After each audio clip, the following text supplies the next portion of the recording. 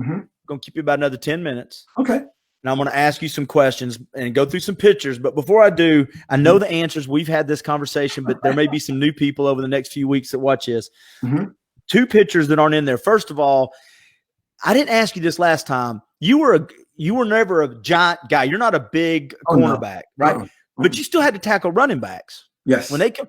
So that never had a problem with that. Is that because I've seen other cornerbacks do the Olay tackle. You stuck your head in there. Did that ever bother you at all? All right, let me tell you this. I was drafted. I'm 5'11" to this day. I've been 5'11" since the 8th grade. Okay. So I've always been 5'11". So I thought I was going to be a giant, but I never grew past the 8th grade. But when I was drafted, I weighed 155 pounds. But when you think about college football, remember, in my era, it was about running the ball. Yeah. And it was about wishbones and veers. Oklahomans, Alabamas, you're going to have to come up. Corners got to come up. And I said, man, it was just – and when I learned how to take on a lead blocker, that changed my life, bro. I'm just telling you right now. And so I would love to, at my size, here's the thing I want to do more than anything in college. I want to read the play, and they run a sweep my way. I want to take off running 4-3, and I want to collide with the fullback or the guard who's coming. That's all I want to do is collide with that guy and do that ricochet thing and bang that guy, squeeze that hole, right? Yep. And, make him cut back and somebody make a tackle. Or if he bounce, I'm going to tackle him when I ricochet upfield. I love doing that. Well, that's the play where the announcers and everybody that knows it watches it and they go, even if you don't make the tackle's made because of what you did. Because of the job. You pushed them back in, yeah. So I love doing that. When I got in the NFL, every back now, they're like 225. There's a couple guys who were small. Tony Dorsett was a small back. But most of those guys about 220 to 235. And didn't have a problem, didn't have any fear until we played the Houston Oilers my rookie year. Can I say a name? Go ahead and say it. Is his name Earl? Who else? let me tell you something, man. Let me tell you something. I'm going to tell you right now, and I'll be honest with you. I've never been afraid in my life until I played against him when I was a rookie. Because I'm looking at him, I'm like, well, what are you going to do? You going to tackle around the waist? No. You going to tackle him up high? Absolutely not. You're going to tackle him low. Listen, how's those legs? I've seen guys tackle him low and were knocked out for 15 minutes on the field. They had to bring a smelling sauce. Yeah. And he was bow-legged. And here's the thing about Earl Campbell. He was mean-spirited. So he wanted to hurt you. That was his goal. You come around there and he come around your corner. He wants to go through your chest out of your back. That's his aim. People don't, and you know it, but a lot of people may not remember. For a guy his size, he was fast. He was a legit 4'5" guy. And, they used to list him in the book like 235. He's not 230. He's every bit of 250. Every bit. Every bit.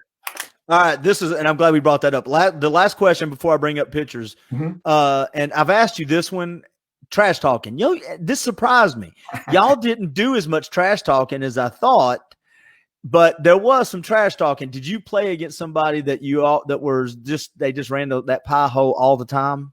Well, Michael Irvin is a trash talker, but we're from the same place pretty much, right? Right.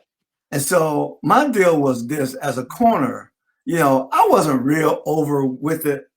But I may say something to you, to stir myself up. So if you catch a ball on me, here's my deal. You catch a ball on me, especially if I thought I should have made the play and you still caught it. The way I stir myself up, I'll go to the guy and I'll shake him, right? I'll shake him. I say, you're not going to catch another ball on me today. And so now we got this thing going, and now I'm stirred up. I'm ready to play, right? I'm ready to play. Well, so you got it in his brain too. Because, you get beat for a touchdown, right? Let's say you get beat for a touchdown. You go to the sideline. You're sitting on the bench. And it's like the last viewing at a funeral. All your teammates will come back. It's okay, man. Everybody, it's okay, Bobby. I used to hate that. So what I started to do was, if I got beat for a touchdown, I come to the sideline and I start laughing and joking.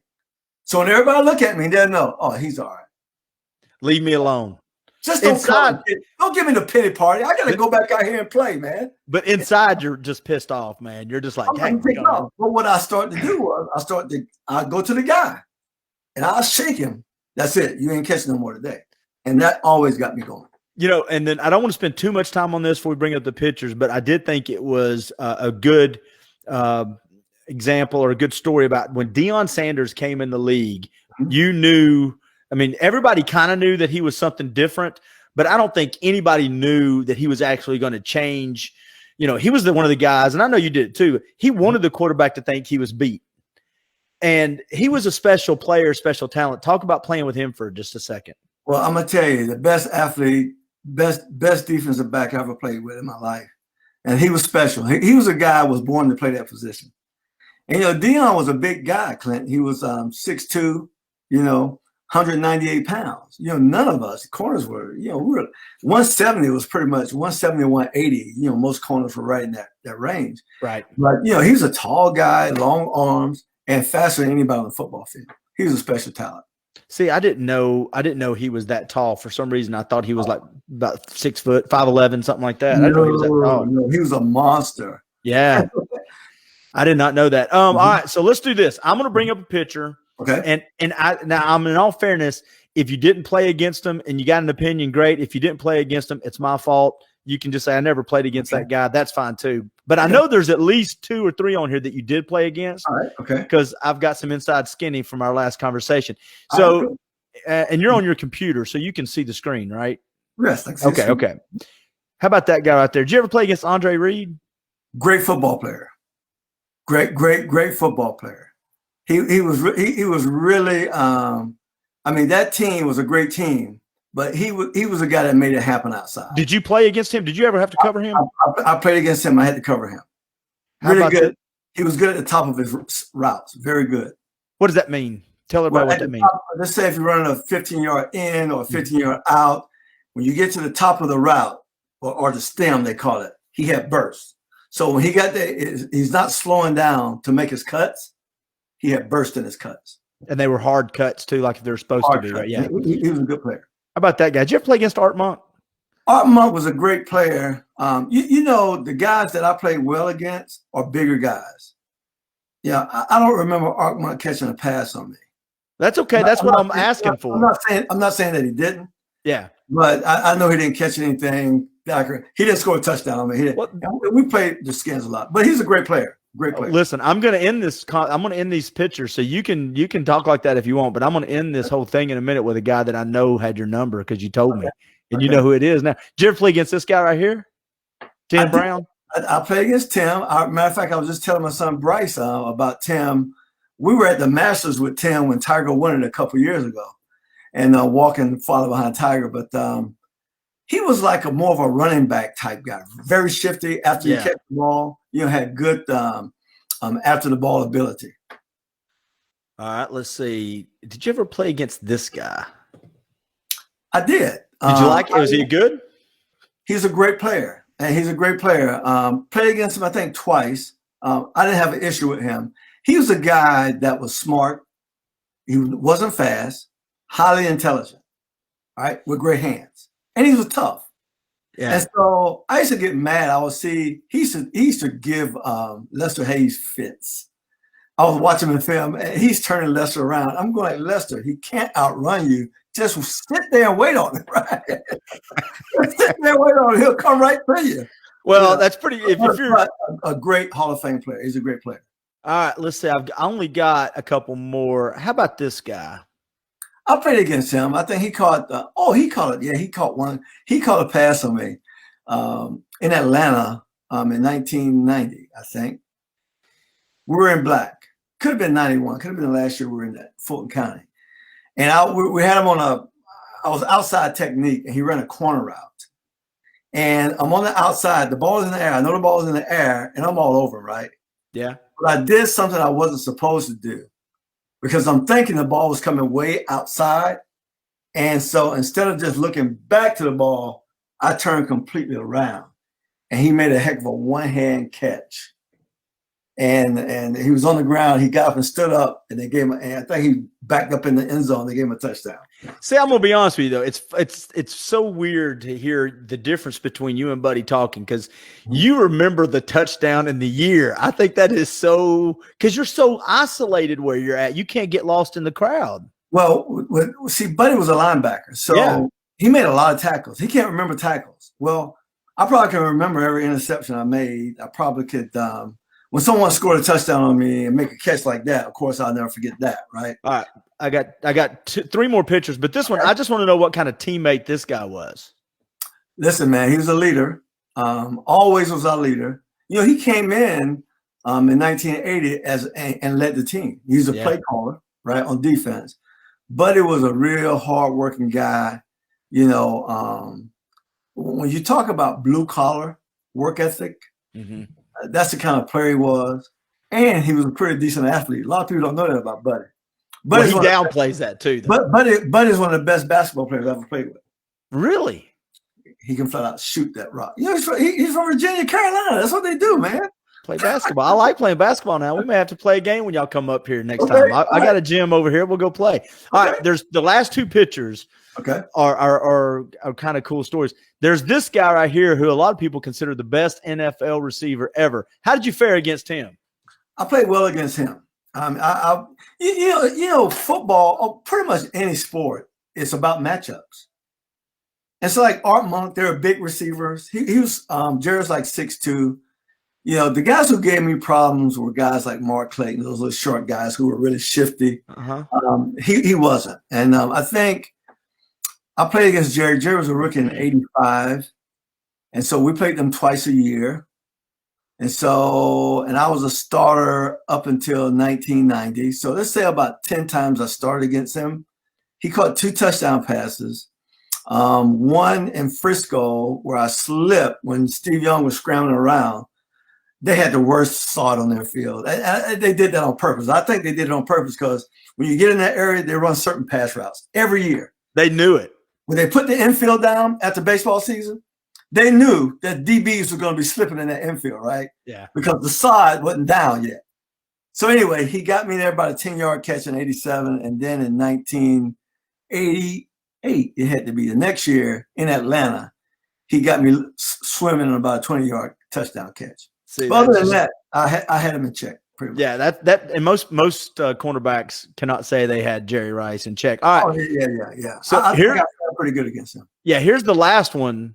Okay. And this is the one that probably should make you smile. How about either one of those guys? Well, now Duper, no problem. Mark Clayton, problems. In all fairness to everybody watching or listening to this, I knew that because you and I had talked in the past. Right. Well, here's the deal. He was quicker than me, which I didn't have many. There were not many receivers who were quicker than me. He was quicker, so he was going to create space off the line of scrimmage. And then you had that guy throwing that ball in there 100 miles an hour. You know, put it this way, if Montana was thrown to him, I wouldn't have a problem with Mark Clayton. Oh, wow. You understand what I'm saying? Yeah, I get it. Montana didn't have a big arm. Right. He was a great player, but he didn't possess a Marino or Doug Williams arm or John Elway arm. Yeah. So when he's if there's a foot different, I mean, if he's created 12 inches of space, that's all he needs. That's all he needs. What was that? Gail Sayers used to say, "Just give me 12 inches of daylight." Daylight, man. That's you got that some. Guy, when you talk about Gail Sayers, I gotta say this: he's passed on this past year, but he was a guy. Me and my dad was watching him play. I think it was 1968, and I saw him play, and I went crazy in the house. And I went to my room, Clint, this is a true story. I went to my room. Nobody told me to do this. And I wrote this on a piece of paper. I am a pro football player. Did you really? 9 years old. Wow. I wrote it down and put it on my dresser drawer and kept it there. And I would tell everybody, at that time, I used to go outside and put number 40 on my T-shirt and play street ball. And then I went to the local high school game before doing segregation.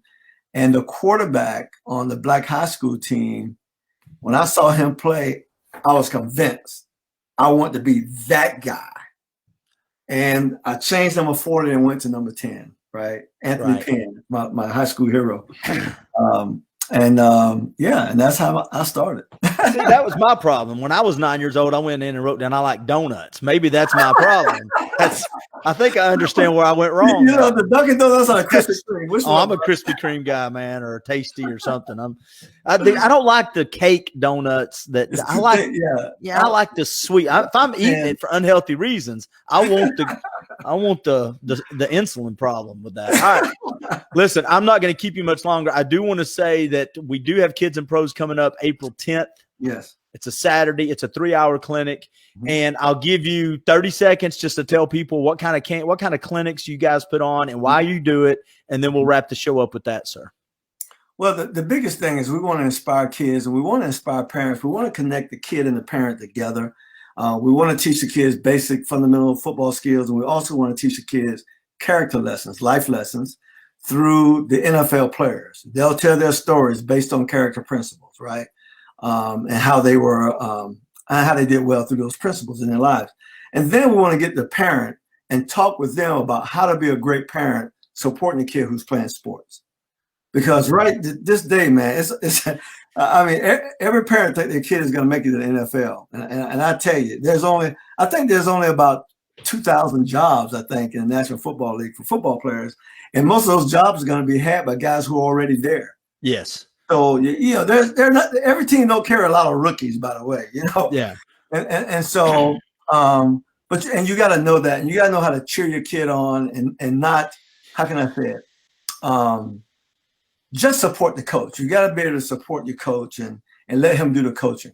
Well, I'll say, and I'll add this. I hope you don't mind. You can either comment afterwards or we can just wrap it up with this comment. One of the things, and I said it to Buddy today, that I think is needed now more than ever is when you come to, you can insert the camp here or sport, but when you come to Kids and Pros, I see white coaches and I see black coaches. I see Hispanic coaches. I see white kids. I see black kids. I see kids of every shade. Right. And they're out there just being people amongst each other. And in a world that wants to divide us, and I'm not telling you there's not problems in the world that exactly. us adults shouldn't talk through. Right. I'm just saying I'm looking forward to seeing kids being kids and coaches being coaches, and remembering we got a lot more in common than we have against each other. Does that make sense? Well, you know, it's amazing because when I started playing as a kid, matter of fact, I had on my show maybe 2 or 3 weeks ago the guy who founded the Pop Warner League in my hometown. All right, and he's a white gentleman, right? And we had a lot of white kids playing back in the old day. But as we got older, you know, that started to wane off, and you know, and we just did a show to just give him some roses, man. He's 85 years old. Just tell how much we loved him and appreciated him. He coached me my last year of youth football, 130-pound Delray Rocks, and the community was so strong. We talked about that on the show, how the white dads would drive, and we would be in the car, all these black kids with the white dads driving, and their white daughters are cheerleaders, and we were all together. You know, we all came together. Yeah. We never had those kind of issues back in those days. Well, I wish we can kind of go back to a little bit of that old school and not make it so personal about the kid in particular, right? Yes. Well, because the kids are watching us. The kids to this day, Clint, there's a guy, he was older than me, who played for the Delray Rocks, who was, if I had to say who is Mr. Delray Rock, I would name this guy. He was special. He never played college football. In high school, he sat the bench. And so who would have thought that guy wouldn't have made it the way he played youth football? Yeah. It was just unbelievable. And so you just never know. And nobody would have ever picked me. I promise you, nobody would have put money on me. Yeah. I promise you, nobody would put money on me. That guy right there is going to be the guy. Because the first time I put on a uniform, I got knocked unconscious. Oh, wow. I got knocked out. The first drill I ever did, Clint, I got knocked out unconscious. Right? And if somebody would have saw that and go, you know, that kid right there? The one that can't, whose eyes are shut? Yeah, that kid right there is going to be an all-state, all-American high school player. He's going to go to Division I college and play football. He's going to be on one of the best teams in the country during his time. And he's going to be drafted in the first round. He's going to play 12 years in the National League. They would have laughed so loud. I'll put everything I got on that. That won't happen, right? Well, and you never know. Yeah, you nailed it. And that's the part that I want to remind everybody of. You know, the kids are watching us, the adults, handle this crap. and what's going to suck, and this is what's going to be a lesson for all of us. The 30 and 40-year-old parents right now, when your kids get to be 20 and 30 and you don't know why they're acting this way, I'm telling you, it's because they saw it from us. They saw it from That's you. right. They saw it from you. All right. April 10th, Boyd Buchanan School, 9 a.m. to noon, Kids and Pros. And real quick, I've watched your show a few times. If people want to watch your videos and podcasts, where do they find it? Well, you can go to YouTube, 100 Yards of Football. Okay. And we film a lot of stuff. I do 2 shows. I do the Dallas Weekly right now. We're covering the NFL draft. You know, we'll do 1 player a week, guys who are going to be in the draft. And then I do my legend segment, which I love, right? That's the one I've watched most of, yeah. I love the legend segment because, you know, most of those guys who are on my legend segment are my heroes. That's guys cool. I looked up to when I was a kid, and I love talking to those guys, man.